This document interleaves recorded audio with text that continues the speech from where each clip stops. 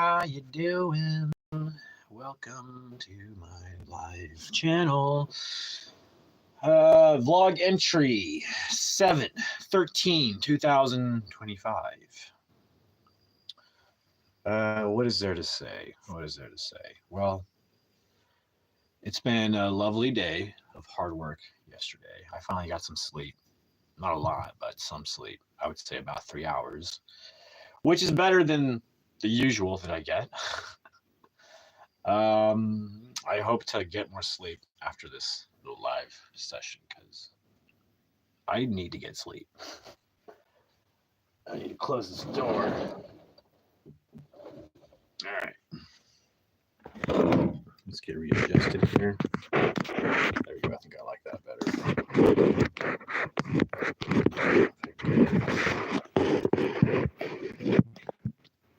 How about that? How about that? Catch me outside. Yeah. Usually what I do, the whole point of doing the vlogs is to come unprepared and just swing away at, reflecting back on a day's work, on a hard day's work. I call it a hard day's work because it is. YouTubing is work, and the more work you put into it, the more dedication and time, you'll grow. Just like anything you dedicate your time to, you'll grow. I think a lot of people don't have the right mental attitude when they go into something. And so whatever it is they choose to do, always, in my opinion, you should always have a very clear attitude about things. I think that's number one.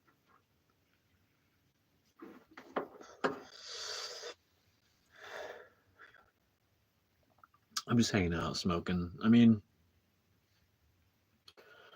I don't know who's going to get on, but, this is what I do. I thought about doing some poetry stuff, like writing out poetry and reading it out loud live. I think that could be fun, especially during these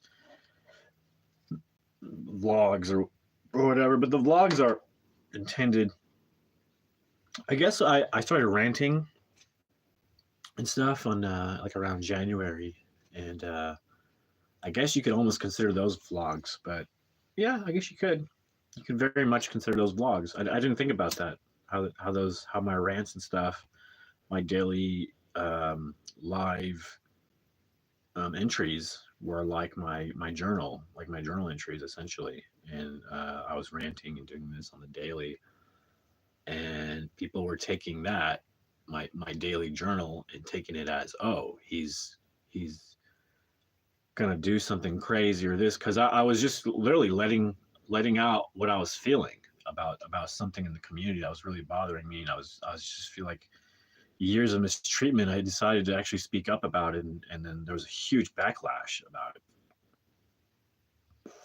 It was horrible.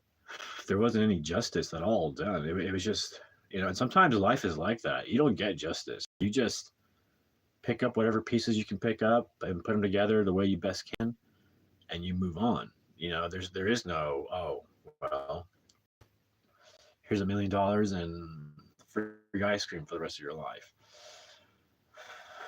Maybe for some people it works. They're lucky and they get that. That is true. It happens. It happens every day. People hit it big, doing the silliest things, following their passions, obsessed over something until they realize they've concluded and came to a conclusion of something that makes them happy and brings new ideas to the table that haven't been placed there before. In which, in a lot of ways, as humanity, I feel like humans in general, when we're working together and we're building something positive together and doing it for the future, there is such a deep fulfillment in that goes beyond video games, food, entertainment, relationships. Like, it's such a, when you think long term like that and you want real serious fulfillment as a human being, think of those things. Think of all the people you can surround yourself with to create a family, a joyous family, happy, joyous family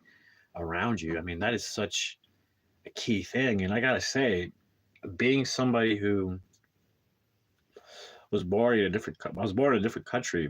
Came in as a baby because my parents and migrated and whatnot, and I pretty much grew up in the States, but I wasn't born here, and I kind of missed out on the whole family experience in a lot of ways. I got a little bit of here and there. What I mean by family, I mean like big family, like your uncles and cousins and grandparents. Like I didn't really have that. Like I had it when I visited Argentina or something, or a cousin visited here, but that was it, you know. And when we were younger, it was such a big deal to go over there. It was huge. It was like, oh my god, we're going to a different country. How bizarre is that? You know, and it's crazy. It's crazy being a kid and you're like, there's all these things like giant airplanes and giant airports, and there's just all these things you're being exposed to as a kid. You're being exposed to a different country, different everything. And then, you know, when we were younger, my dad actually took us to France, which was crazy.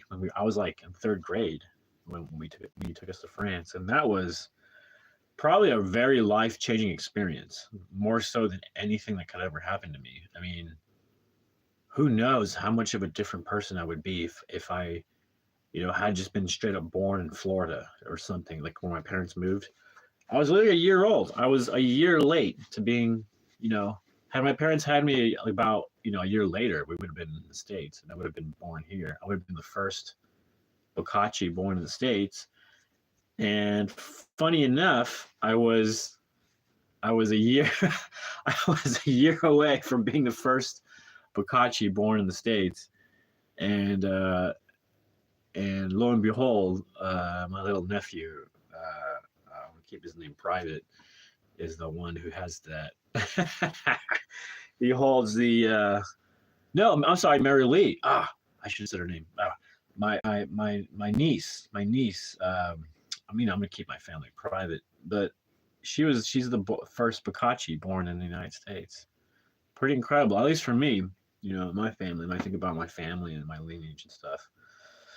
But it's sad because I'm not connected too much with my huge overall family. I'm just so disconnected. It's a really weird thing. You feel like when you don't have that, there's like an extra amount of fun you don't get out of life when you don't have that, it feels like, you know. But sometimes we find that with friends, you know, we find family archetypes through friends that we meet to fulfill those roles for us, you know. And that's just how it is. That's how it is. That's how it was for me. Check out do you see my reptilian skin showing? I'm a hybrid. This is my reptilian skin shedding. Can you believe that? I'm just kidding. I want to see if me doing something, talking about something crazy sparked something or piqued something, but it doesn't. But isn't that crazy? Doesn't that look disgusting? That's poison ivy covered in like two types of lotion, not lotions, but you know, like creams that are you know, they have the stuff to help relieve itchiness and hopefully, you know, helps reduce the bubbling up of the whatever. You know, if you get poison ivy, poison oak, or whatever, what tends to happen on your skin is it looks like it starts to boil, like a slow motion boil of like bubbles appearing on your skin, and they itch. They itch because your skin is being inflated with liquid. That's why it's itchy. And you should try to, when it comes to poison ivy. Oh my god. And I've had it so many times. I got it this time because my animals, and I always forget this every year. I need to write a big sign outside that says, don't forget about your animals. They will give you poison ivy. Because they'll walk around outside in the bushes and stuff and walk around. I have a section in the backyard here that's like almost like an accidental, what do you call it? It's like been not blocked out, but it's like sectioned off for the wild to just stay wild. And so you have wild plants, wild animals, and I mean, I can go ahead and get rid of the poison ivy. To be honest, it's not doing anybody any favors. At least I don't know what the benefits are of having a poison ivy tree or poison oak tree, whatever. What are the benefits to that? I don't know. But either way, it brings a lot of animal life to the area, which I like. Having these big trees and this little area of like it's like a little wildlife sanctuary, if you will. Where like you'll find bunny rabbits, squirrels, freaking what do you call them? I can't think of it, but there's like moles and other creatures that I'm not even mentioning. All the birds and stuff. Like it's amazing thing to have these five trees in the backyard. And three of them being ours, and they're the biggest. One, two, three. And then we have two more trees that we planted when we first moved here, which are looking pretty big. That was over 20 years ago. Man, over 20 years ago. That's so crazy. It's hard to fathom that I've been here on this plane of existence for 30 for 38 years. I've been living on this existence in this body. My consciousness is alive for 30 years. Hey, not bad. It's been fun. Although I look back and I go, what the hell did I do with my life? And it's like, God, I really barely did anything. And that's not true though. The scheme of things, I've done a lot of stuff, but like, it just looks invisible. Like it's hard to put time in a place where you can say, well, this is all the things I achieved and whatnot. It's really hard to do that. And so many people today achieve so big that people want to achieve that same level of success and don't achieve it, and they end up like killing themselves and I don't know, do all kinds of crazy shit.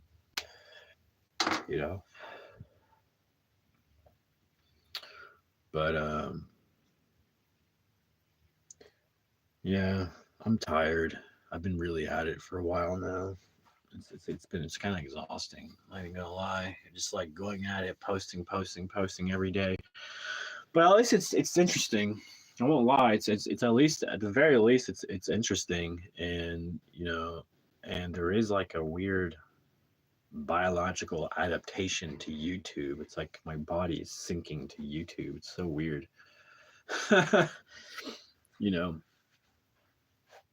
It's but it's cool. Like I said, it's cool because it's so bizarre. It's like YouTube is such a weird place. It's like a television where you can be a part of it, and then if you want to randomly produce your own show, you can, and you're tapped into the whole network, if you will. It's insane. It's so insane when you think of it that way. It's pretty insane. Man, poison ivy is not fun. Let me tell you, it has just been a rough ride. But keeping the creams and stuff, it looks so gross when the cream dries and like starts to crackle because I move. You're constantly moving. But look at that. That is just.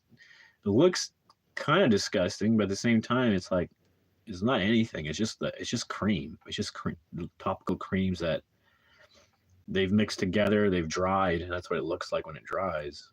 And I find using the calamine lotion with this really strong stuff. I don't know if I have any here. It's like a real strong thing for poison ivy and for itching and stuff. And so I mix it with that. And so I mix the two, and then I put a layer of it on, and it feels pretty good until it makes sleeping much harder. I'm already having a hard time sleeping, and now I have to deal with this, which is like ugh. But because it's just constantly itching, and all I want to do is it's not. I would say on a scale of 1 to 10, 10 being the most itchiness of pain, I'm at a 1. I'm at a 1, to be honest. It's not bad. Like I feel irritation, but it's not horrible. But I'm telling you, like putting on a layer of just thick cream on there, just letting it sit, it just feels much better. and so and it keeps me from scratching it. That's the other thing. Having a layer like that, it keeps me from scratching it, and having a layer like that and letting it dry before I go to bed. Because when I have like poison ivy, and you go to bed, I go to bed, whatever, and you're just like tossing and turning and moving, like you're scratching all that stuff by accident. So I feel like I find it necessary to put a layer of just a cake layer on top and let it dry, so that when I am moving around, it doesn't actually scratch the the stuff. It looks gross. It doesn't look like it looks like my skin is like scaling. Look at that. That is disgusting. But it's just cream. That's all it is. But doesn't it look like part of my skin turned into like rock or something, or like reptilian? Isn't that crazy? That texture makes me want to like touch it. It's so weird. It reminds me of how the surface of like it reminds me of the surface of the earth whenever it like cracks and dries.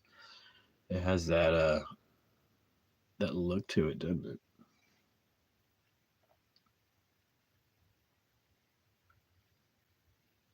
Which goes to show that the earth is such a almost breathing thing. Like the ground. There's always gases being escaped out of it, like a lot like pores. Like our own pores. We've got these little you know pimples and stuff that look like volcanoes. Things are always like spewing out of our skin. It's kind of gross, but it's the way we one way we release toxins in our body, right? It's through our skin, believe it or not. Whether it's like pimples or weird things, and sometimes like our body produces like a blackhead. It's like on your nose, and like it's just your body pushing out toxins. And like a snake shedding their skin, we push stuff out through our skin. That's why sweating is so good for you. When people do like those sauna things and do it, it's so good for you. Like I want to start doing that. But I woke up because I was itchy. I couldn't stand it anymore. I had to put another layer. Like as I sleep, the stuff comes off and it gets itchy eventually. But at least I actually got a good sleep. I got like a good 3 hours. So that's going to be helpful. I thought, now that I'm up and awake, I thought I just do a vlog, and just reflect on yesterday.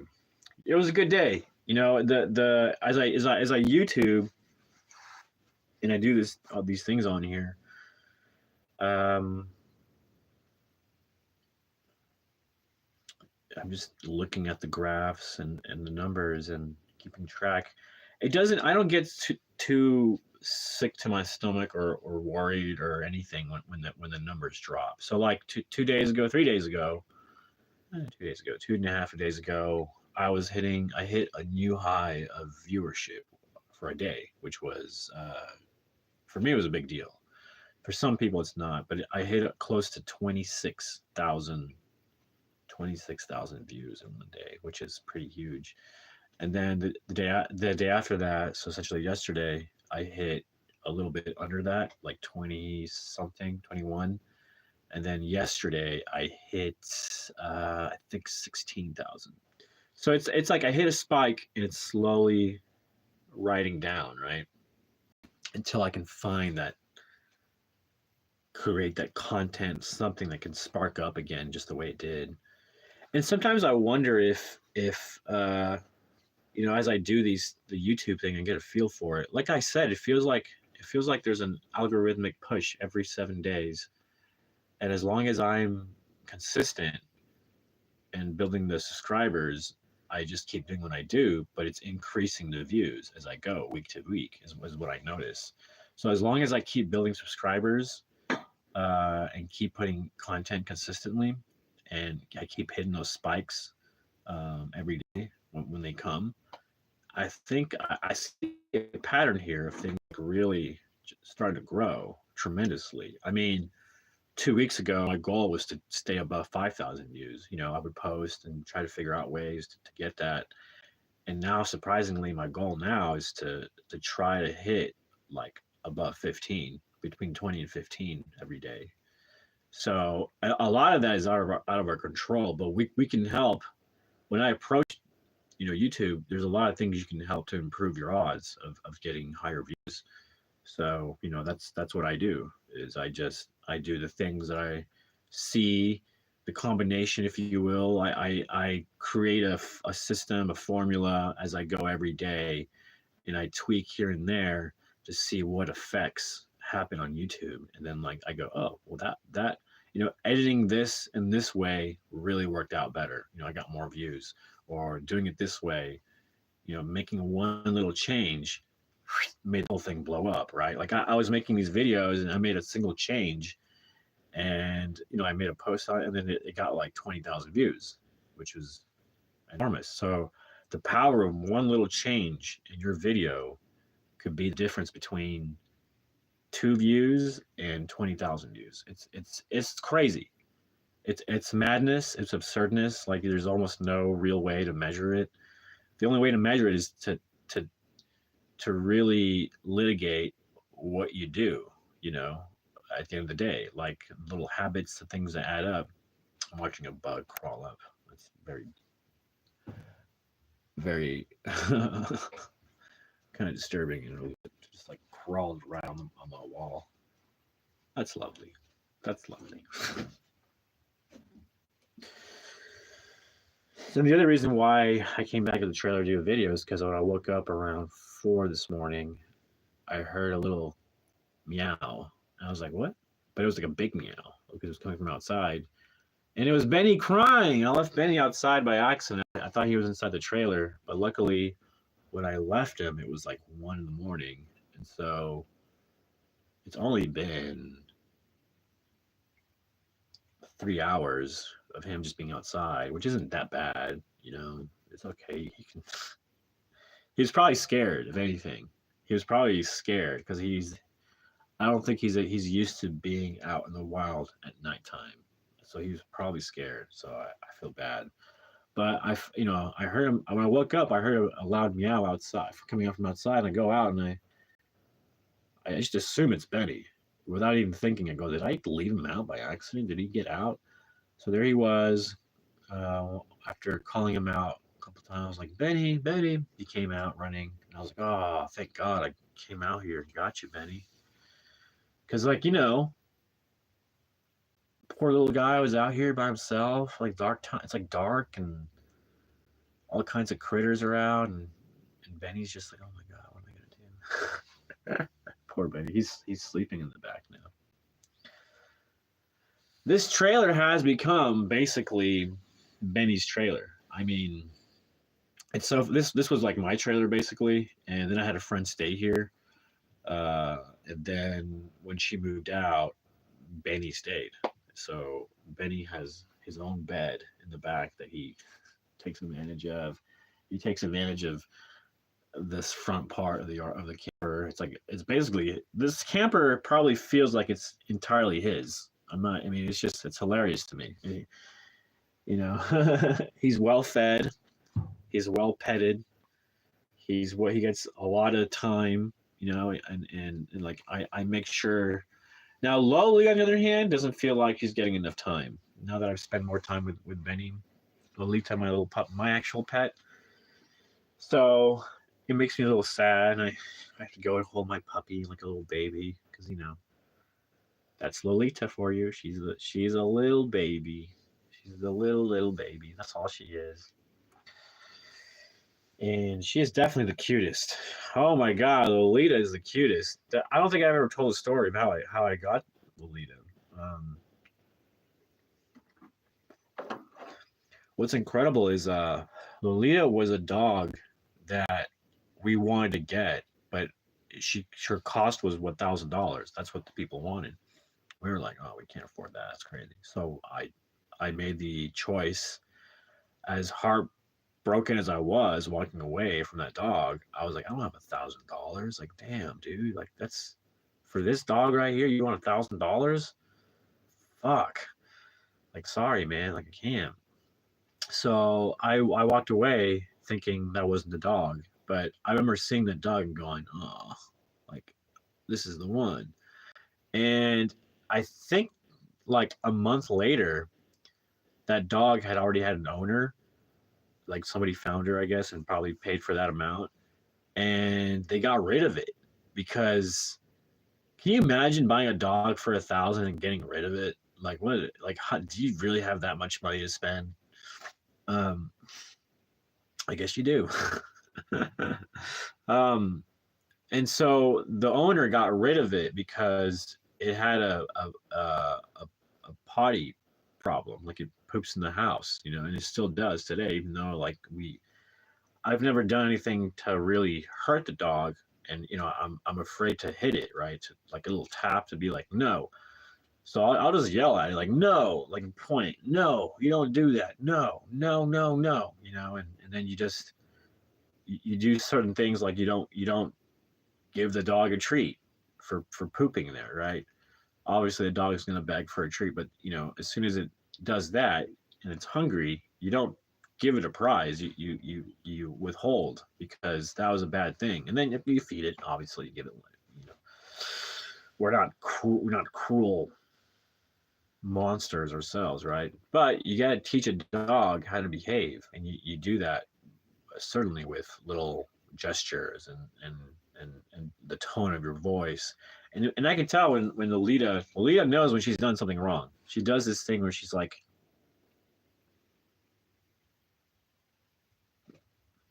puts her head down and just lays there like, I'm sorry, I didn't mean to. I'm just an animal and I have to poop.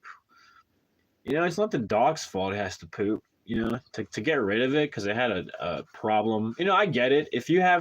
I get it. If you're really rich, you probably have a really fancy, nice house where you have, you know, you probably have a maid and whatnot, and now you have a dog that's leaving shit stains and pee stains everywhere. It would drive you nuts. I believe it. I believe it. Now, because like I don't really give a shit about my stuff. Well, I do, but not to the point where it's like, oh my god, you know, it's gonna ruin everything if it starts shitting here. But lo and behold, yes, it's been a battle to teach her to, you know, for she did really well there for a while, you know. But the problem is I get so busy with YouTube that I'm not paying enough attention to her. That's the issue. That's if I had to come down to the real issue is that it's just because I've been so busy and I'm not giving my dog enough attention. That's just what it is, you know. But look at that! Isn't that crazy looking? I think it is. It's just creams, just topical creams. It looks like a burn mark. And then it looks like my skin is flaking off. Crazy.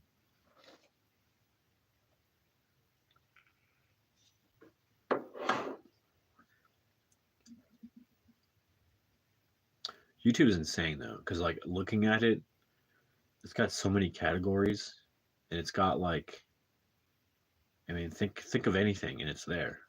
You know, there's hardly anything that isn't on YouTube. The one thing I didn't see that has sparked my curiosity is like there isn't all that there is stuff on poison ivy, but not on pets. There's not a lot on pets. I noticed, and even so, I looked for cats because I was looking at Benny's ears because Benny spends a lot of time outside crawling around in bushes and stuff. I noticed Benny has what looks like poison ivy marks on his ears, and they say cats don't get poison ivy, but I don't know. I look at it and I go, what is this? I looked at it and I googled it and I was like, this doesn't look like a disease or insects. It looks like it's just straight up poison ivy on his ear. So you know, all I see on YouTube are videos. Cats don't get poison ivy. Cats don't get. I was like, I don't think so. I'm pretty sure my cat has poison ivy on his ears because he doesn't have any fur there. It's weird. He has like a little bit of fur, but his ears are like very light with the fur. And now that it's got like poison ivy, it's almost made it worse. Like it's starting to affect the fur on his ears. So I'm here. If it doesn't get any better, I might put some cream on his ears and then take him to the vet because I don't want him to get hurt. I don't know what it is. I'm assuming it's poison ivy, and if it is, then I don't know. You know, but it could be right. It could be right. Our bodies probably react to poison ivy differently than the bodies of cats. It's quite possible that they have a mechanism where it doesn't do this. Like you get poison ivy, and the oil from the plant starts spreading on your skin either by accident or whatever. It just spreads like wildfire. It's crazy. You can see I'm just. This is not the worst of it either. I've had a year where my arm was so bad. It just looked like a burn mark. It was disgusting. It was so disgusting. It just looked like a giant burn mark on my arm. And I thought my arm was ruined for the rest of my life. Like I thought it was just going to be just ruined skin. And eventually it healed, but it took a long time. I remember my intense poison ivy that I had for the first time when I got it, and I was like, what the fuck is this? It got bad, and I had to like take like actual medicine for it. And yeah, I thought it would scar my arm, but this isn't bad. This is under control.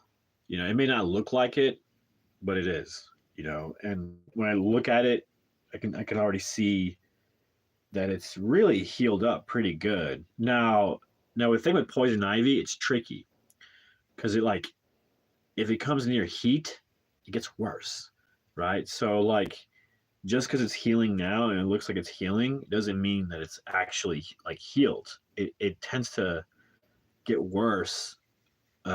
He's still there. It gets worse with heat and of course rubbing and stuff. So today I'm going to go and actually scrub out really good anything that I see was there, because I haven't done an intense clean off yet because I was really afraid to just touch it. So I just kept putting creams and creams on it, but putting creams on it isn't necessarily going to cure it.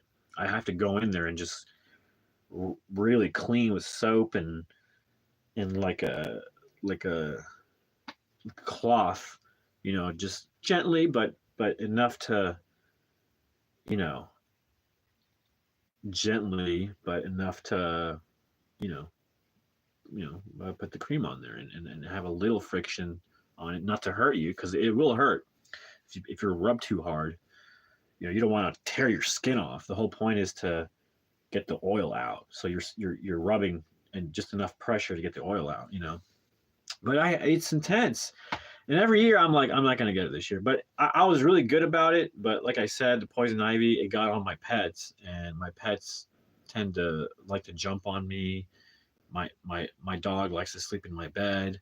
And what happens is, if your dog is running around and with oil on her nails, she's going to bring that oil to the bed. Or if my dog likes to beg and jump on my arm. That's why I have all this stuff here, because my dog is constantly jumping on my arm. And sometimes if she's really hungry, she'll use her nails to be like, hey, and actually scratch me.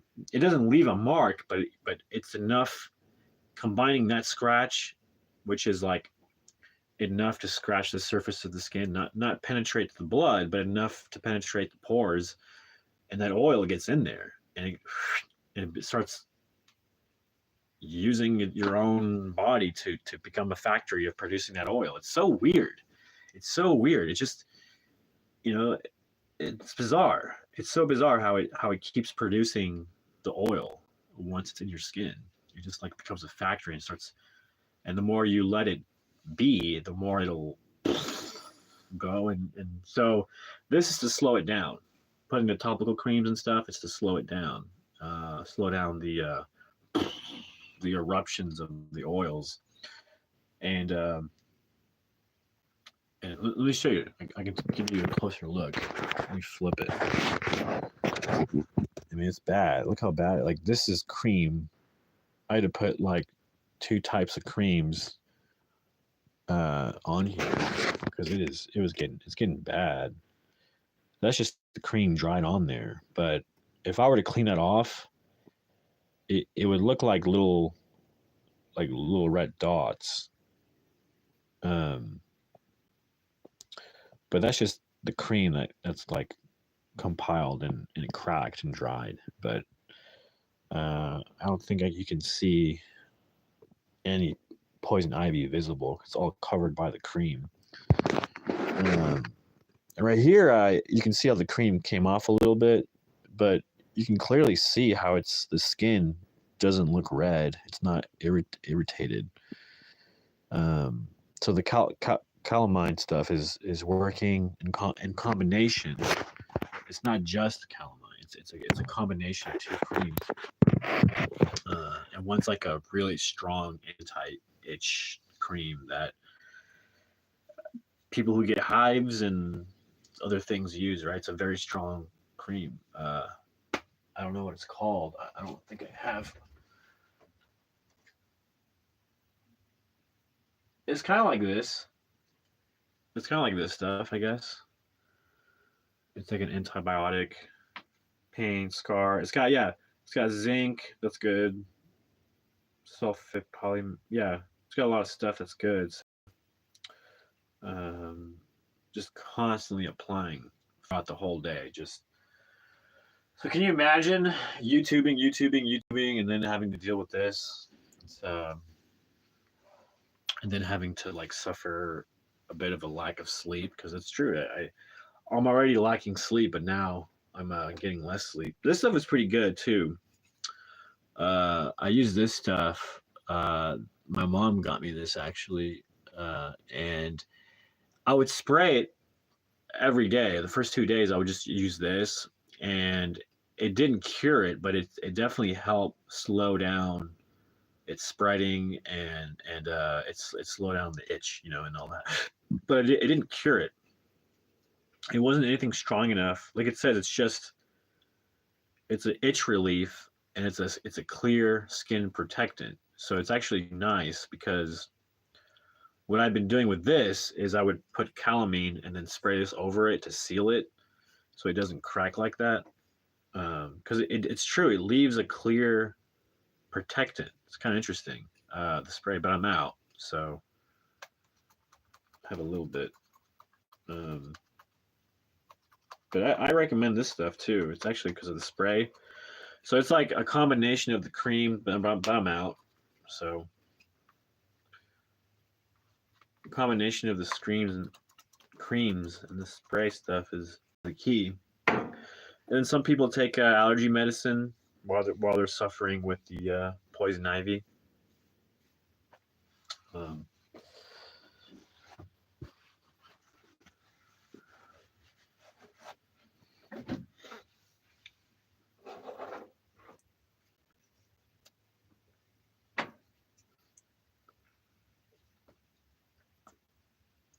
it's really a game of patience. It's a game of patience when it comes to YouTube because it's a long game, and you need to, as I go through YouTube, I don't really have. I kind of do. I have a vision of what I see coming towards me as I move forward with this stuff. So it's got me thinking differently, and it's always, and now that I'm focused like every day on YouTube, it's got me thinking differently. And even though these are like minor successes, there's a pattern that I'm noticing, and my hope is that if I keep to that pattern, that it'll just keep growing and growing and growing. So we'll see. We'll see. I'll keep keeping record of what I do and how I do it, and the things I'm going through, and just take it day by day. You know, take it day by day. And there's really like I want to work out and stuff, but I can't move around too much. Like it just makes the itching worse, to be honest. But it's crazy.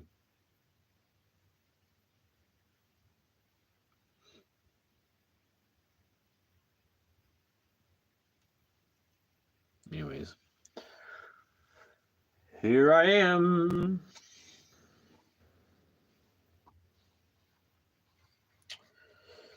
Hanging out. So yeah, not a bad day yesterday. So the day before that, I had when it was like 9 a.m.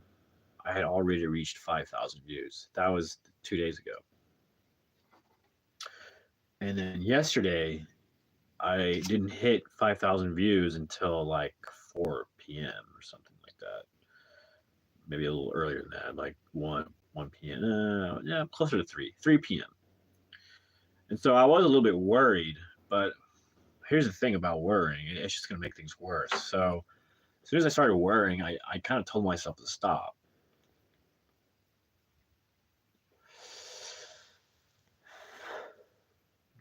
Because it's going to ruin the experience. You know, because what if I worry, and ends up it spikes up and I get 1 million views? Well, it's like time wasted being worried. So my thing is, I believe seeing the proof in the pudding and seeing the pattern, and if everything is consistent, it's going to grow and probably hit. I could probably see myself hitting 50,000 views in one day, probably in a week or two. Yeah. So there's more of a motivation to keep posting and keep doing stuff, because it's giving me rewards. The subscribers, the viewership. It feels like those feel like rewards at the end of the day. Like you do something right, and you see that big jump. You're like, oh wow, like I really did something right here. So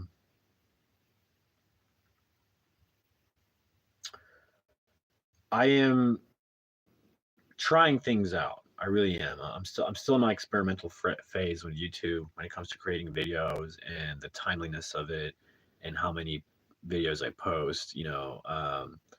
I feel like the magic number, even though they say not to post, they say to post once a day or max 3, but they say that because there's ultimately a potentially pushback when you post a lot. And it's that you annoy people and they unsubscribe. And then and I've had that experience actually. I was wondering why I kept losing subscribers, and it's because I flood their notifications. Not even notifications. I just flood them with shorts that they can't keep up with. And that's something that my brother told me. He was like, I unsubscribe because you put out so much stuff, and to be honest, like, only when he said this, I was curious as to why, but the reason there's no I don't know the reason. I think uh it's to help have some sort of um what do you call it? Just something that's like acceptable behavior, right? Like it's kosher to post 3 posts versus putting like 20 videos out there, like shorts, and flooding it, right? That was one thing. I think one of the policies that we're looking at updating when it came to YouTube was that cracking down on these mass produced videos and shorts that get out there, and they all basically look the same. They're not bringing any real value to people. And so they're cracking down on that stuff. Like, even if it is getting millions of views, they're going to demonetize it because they don't see it being um, like, they see it as an abuse. And so YouTube probably spends a lot of time and money on and manpower, woman power on those types of things, uh, like what's considered an abuse of the social platform, right? What's considered an abuse of it, like, so the AI stuff, where it's all completely AI, that's considered an abuse, in my opinion, of the application. You know, YouTube is something that they created an amazing platform, and it's their job to make sure that people don't abuse it. And and I don't think I think maybe a lot of it is nefarious, but I think a lot of it isn't. It's just people trying experimenting, and they don't understand the YouTube culture enough to understand like what works, what doesn't work, and all that stuff. And it's a culture. YouTube is a culture. The way you approach YouTube, it's and how to do it right. And even if you're doing it wrong, you could hit it just right, where it's funny or something, and you're getting millions of views. So sometimes yes, quality can matter, but also it not being quality is part of it being ironic or humorous. So it's not all about quality, believe it or not.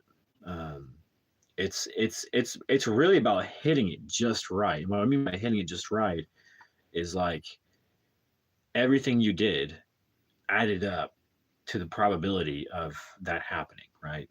And sometimes it's just a mixture of things and how you do things and how you edited something, and it's just trying, putting in the effort, and that's the only way you increase your probability of hitting it, like a big viral video.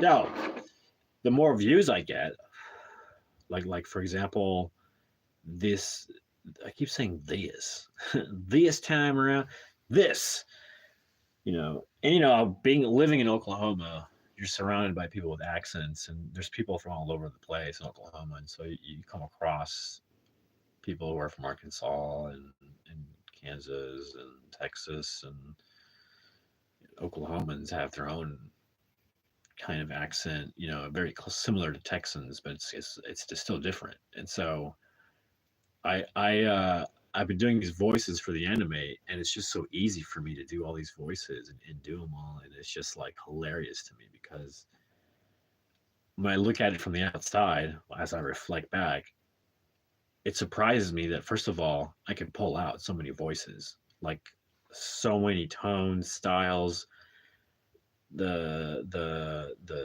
accents, like it's just so crazy that I can, I'm not somebody who studied this, but I've had lived such a life, being an Argentine Italian living in the middle of the U.S. where you get to experience the middle of the U.S. Americana culture, and so that's basically what the show is. Drink at the Lake is just a slice of life of Americana culture out here in the Midwest, especially out.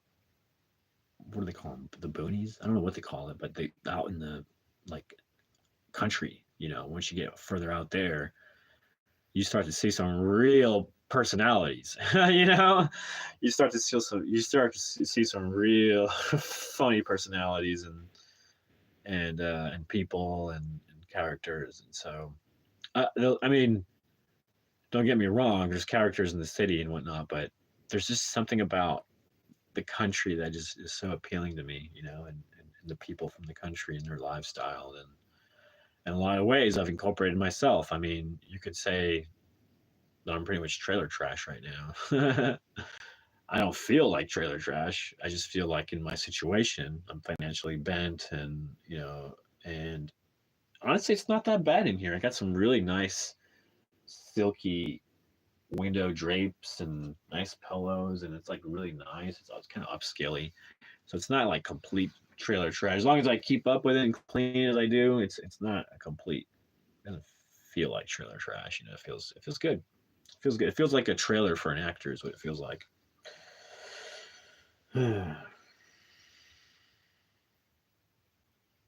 They say when it comes to the poison ivy stuff that it gets underneath your skin, not just, but your nails. I mean, it gets like in your nails, and when you scratch, that's how it gets in there.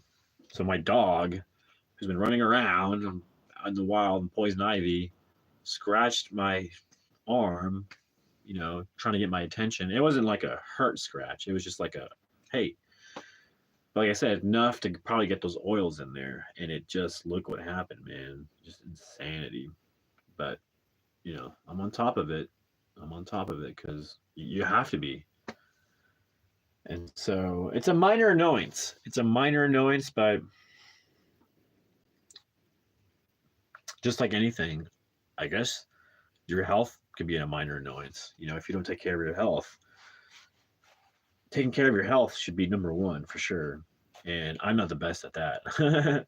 Although I work out, I try to eat healthy, even though I eat junk food. And I'll be honest, I'll eat some every now and then. I'm not like a perfect, I don't have a secret where I'm secretly eating little sugary snacks on the side. I am eating sugary snacks, but it's very low compared to how I was, back in the day. And then also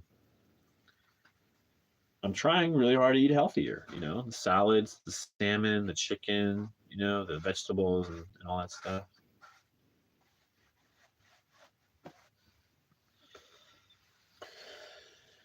I'm a little disappointed. I had a few vlog entries and maybe because it's probably the timing. It's probably because it's so early in the morning. There's like nobody up. But when I did it around midnight, it was good. I had a good bunch of people, like 30 people tuned in. So I think I'm gonna keep trying to do the vlogs closer to midnight. Um, that way people can actually see what's going on. The plan for today is scrub out the oils out of my skin. I bought a kit yesterday that I was going to use, but I got so busy with YouTubing that I didn't get to it. All I did was cover my skin with the creams and stuff. But I have to take care of it. It's one of those things where you have to take care of it. So before it gets way out of hand, and I've experienced it getting way out of hand. I've had a horrible time with poison ivy as a kid, um, and even as a young adult. Oh my god, so bad, so bad, so bad, so bad. But what do you do? What do you do when you have animals that like running around outside? And you can't. What I can do is, maybe go around cutting all the poison ivy stuff out, all the plants out. But I don't know. I mean, that's basically what I'm going to end up doing. But usually, if I just stay away from that area, I don't get it. Even if I walk, I mean, I'm not scared of it. I'll walk by it. I'll walk by the plant, and sometimes like I'll accidentally like be very close to it and be like, oh shit, but I'm never like, you know, scared of it. I'm not terrified of the plant. Some people are. Some people are like terrified because they this happens and then they go through that and they go, oh yeah, I never want to go through that again because it's a horrible experience. It's like it's just you're fighting off a contamination. It feels like in a lot of ways, you know, it's almost like you're turning into a zombie. Not really, but like your skin is like bubbling and it's like really itchy and irritating. Can you imagine what would happen if you let poison ivy just totally I mean, it could probably kill you. But yeah, what if you just like for whatever reason you're a crazy person and you're like want to hit a viral video and for some reason you came to the conclusion that putting poison ivy all over yourself and like living through it would be the viral video to do. Oh my god, no, no, no, no, not for me. I'll tell you that much. I wouldn't risk it because it's a serious health thing. I wouldn't risk it. You know, I don't know if you could die from poison ivy. I don't know, but I mean, if you're seriously allergic to it, I bet you could. I don't know. I bet it's that dangerous.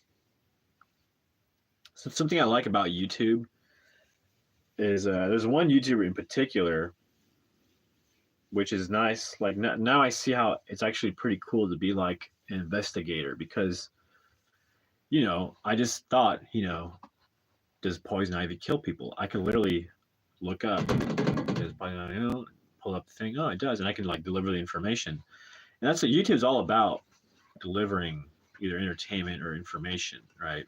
So, and the value in things. So that's the key thing. So I might, I might do that when I vlog.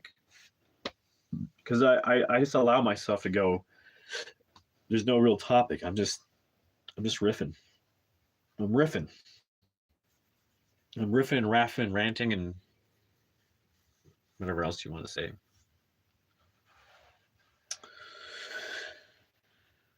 I do watch videos though. YouTube is in itself can be a distraction. Like when I'm not using it as a tool to enhance an audience connection, or to grow views or subscribers, or that side of the business. But when it comes down to it, I was in this film community, and not many of them have YouTubes or know anything about YouTube or do YouTube. A lot of them just do shorts and whatnot, and possibly they have money and stuff. But like, I don't know if any of them could do what I could do on YouTube. I bet they could if they took the time. But it just seems like, to me, it's like if you can make it on YouTube, you can make it, most likely anywhere in any project, a sitcom, TV, movie project, because you have such an understanding of an audience now. You're tapped in. You're tapped in. How do you, as a filmmaker, writer, how do you gauge an audience? In most cases, you don't. You're just throwing stuff out there. You're producing a big script. You allow others to read it. You pass it around. You do this. But at the end of the day, you don't really have a grasp. Not like the way you do on YouTube.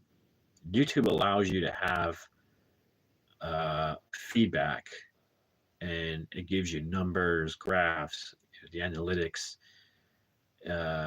It shows you all the stuff happening going on. So I would say that I've hopefully reached a new level on YouTube that is it's still the beginning. It feels like still the beginning. Like this is part of the process, but essentially I feel like I've passed level 1 and I've finally reached like level 2, I guess, hitting like those 20,000 views and those big numbers every day. It feels like part 2 of level 1, if I'm gonna be completely honest. Like I don't feel like I'm on level 2, but like that's what it feels like. Level 1 is like I'm in part 2 of level 1, and who knows how many parts level 1's, but that's just how it feels like, looking back at the in my head. Like I see the graph, I have a clear image of the graph, and then for like those 2 months it stayed pretty low, and then finally it went up, a little bit. And so my guess is if I keep at it, if I keep at it and add a new elements to this whole thing, yeah, I can see it being big. I can see it being really big. If I allow my creativity to flourish, and most importantly, I don't copy anyone. I know they say to copy people, but I'm not trying to copy anyone. I'm literally following my passions. Although you could argue that I was copying somebody by posting Seinfeld, and I wasn't. I genuinely love Seinfeld, and and I started posting about it because there was a lot of things I found interesting. As I went along, I finally slowly came to the conclusion that, because like my biggest video views, it was like 20,000 plus views, was a Seinfeld clip, a full clip. And I only had done like one of those, 2 of those. And so, yeah, like 2 of those, and one of those hit it big. So I changed my approach. I was doing this thing called recaps, Seinfeld recaps, where it's like a montage of the whole episode. And now it's like the further you go into the season, the more complicated the show gets. So it's like the recaps now, it takes like 4 recaps to do a whole show. And so I've been doing it that way. And I get views. I still get views.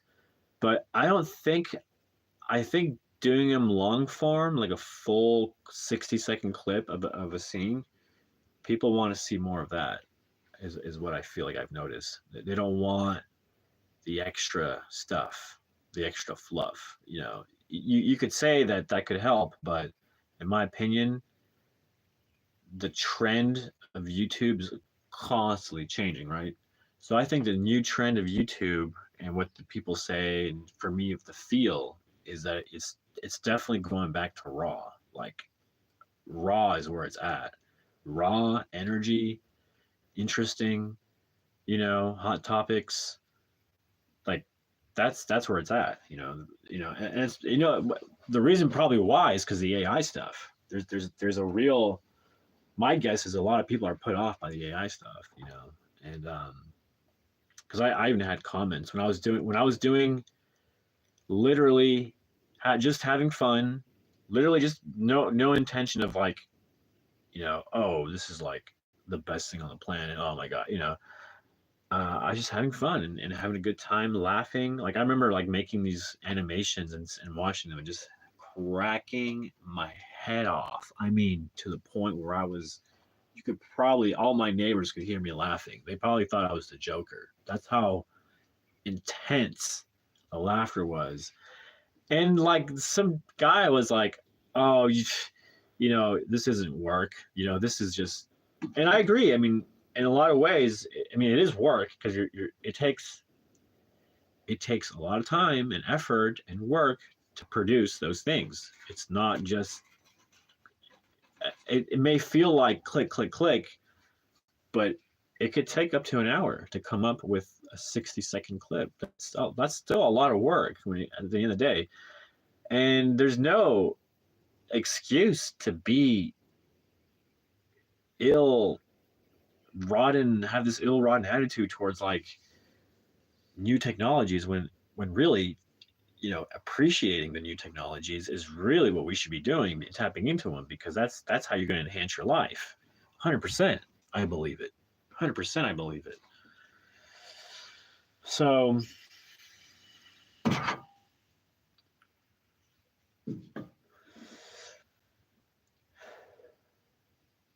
my plan for today is definitely cleaning the trailer. I mean, look at this. It's a complete mess, people. Cannot believe how much of a mess this is. It's just getting out of hand. It's not that bad, but it needs work. There's definitely some work needed to clean up this mess. This is like my little working desk right here. But I'm really considering making this like eventually my station where I do my YouTube stuff, perhaps. I don't know. We'll see. I've been really thinking about that. I'm really thinking about what my next setup's going to be.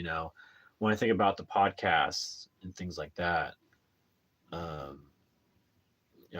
think about what I could change either in the house or in the trailer. Like I could change this whole room back here that is pretty much like a tiny little storage unit, essentially, or like a motorcycle garage. Like a tiny little garage for a motorcycle. That's just what it feels like to me. I could change that room to be a studio. Like I could turn it into a real podcasting studio, and that would mean like changing things up, in the room, and that'll take time, but could be well worth it. Could be well worth it at the end of the day. Most definitely. There's no debate. There's no debate about that. I mean, changing this room into a studio setting, I think is key. I think that's the next evolution to the trailer, to the YouTube, to my life, most definitely. So today I'm going to clean up. I'm probably going to go back to sleep and get some sleep, a little more sleep, and then when I wake up, probably do a video, and then start cleaning. Just hit it. I'm going to hit it hard.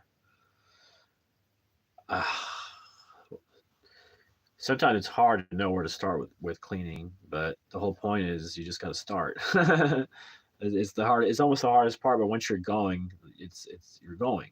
That's the whole point. The whole point is to get to a place where you're going and just not being picky about where you start.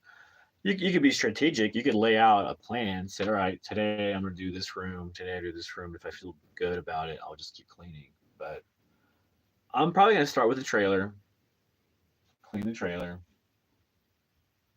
and then you know, once that's cleaned, I may uh I may start moving things around so that so that I have an actual studio space here. Yeah, I think it's a good idea. I think that's a good idea.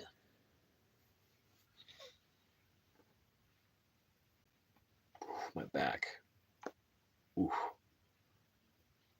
oh, I heard that. I heard that crack. I gotta check up on some other things too. I'm getting to a place where I'm like getting really sleepy. I'm getting like ready to go back to bed.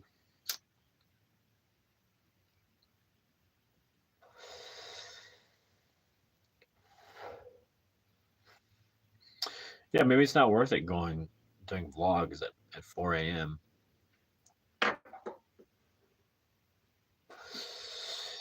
We'll see.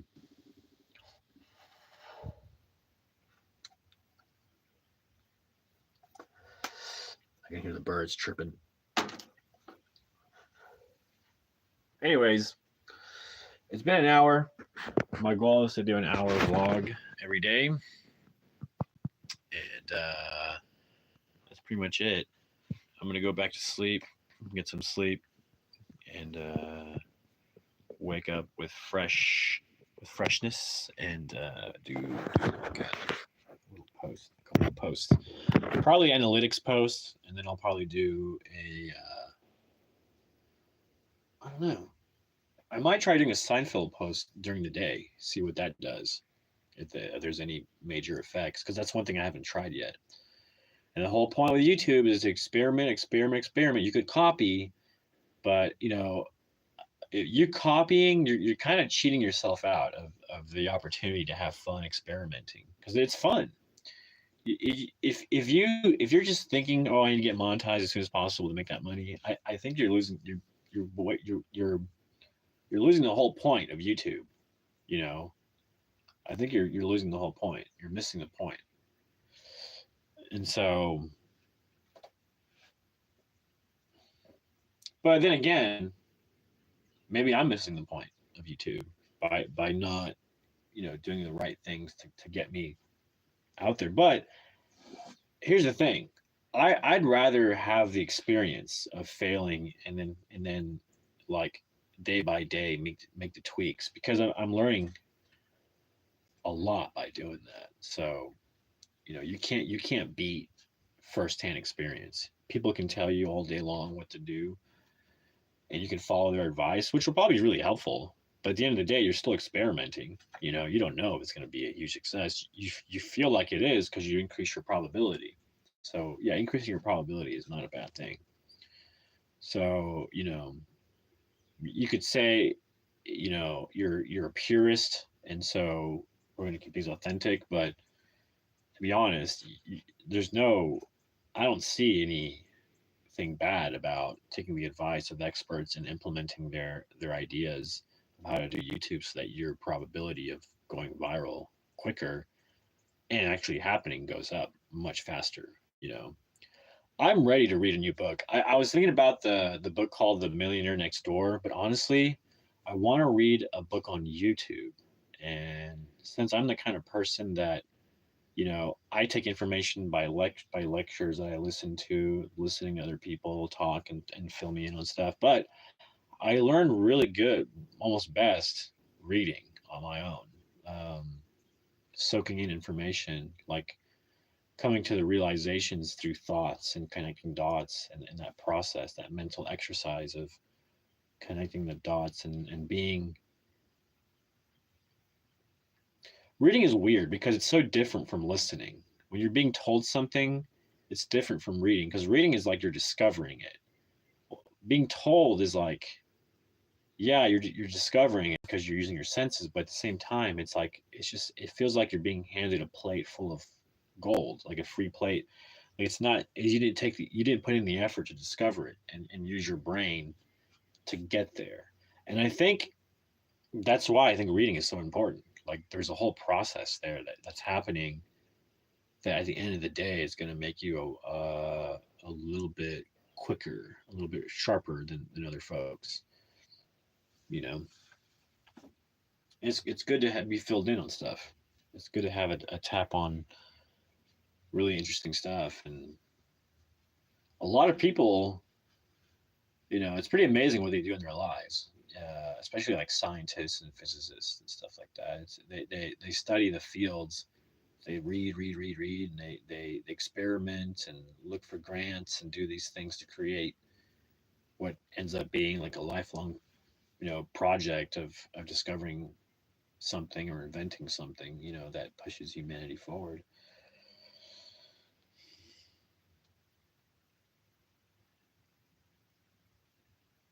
It's my poison ivy.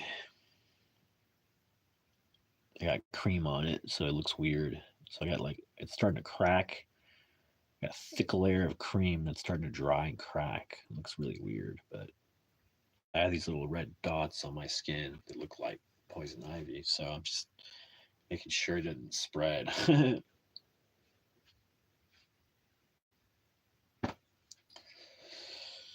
do do do do do do do do do do. I got my guitar back there. I have not played guitar in a while. I should bust it out sometime. I should bust out my guitar and just while I'm vlogging, just kind of mess around with stuff. That'd be pretty cool. Man. But yeah, I think I'm gonna do a little puff, one last puff, and then go to sleep. It's funny. This strain is called, or this one in particular is called Cloud Chaser. So yes, gonna go chase some clouds in my dreams.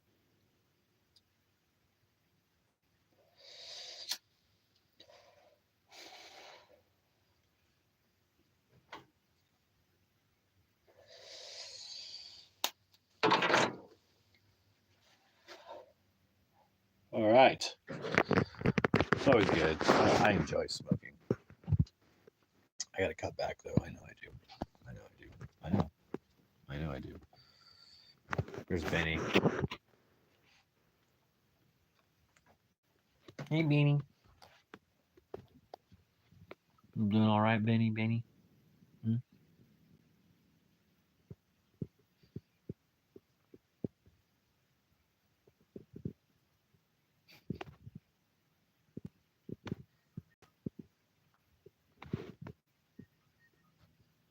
You being good, Benny? Yeah, he's being good. I'm sleeping. I got my water. Always stay hydrated. I got this water.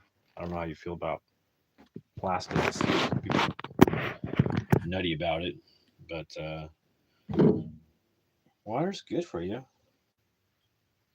This is one of those little yogurt cups. You ever seen those yogurts that is basically what's it called? OUI. It comes in a glass container like that, and it's clean. Just make sure there's no dust in there. Yeah, good. And I like it. I like these little cups. They're really cute.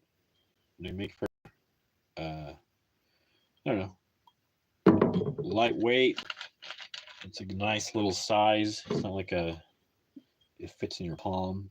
The risk of dropping it is lowered by they're walking around and like your cup gets knocked out. But if you're holding it palm, it's very hard for anything to get knocked out of your hand. It's the perfect size to palm a cup. I know it's a weird thing to do, but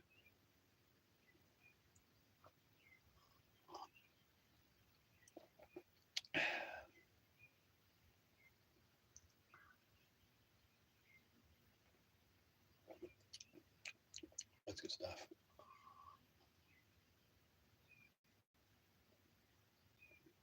Uh,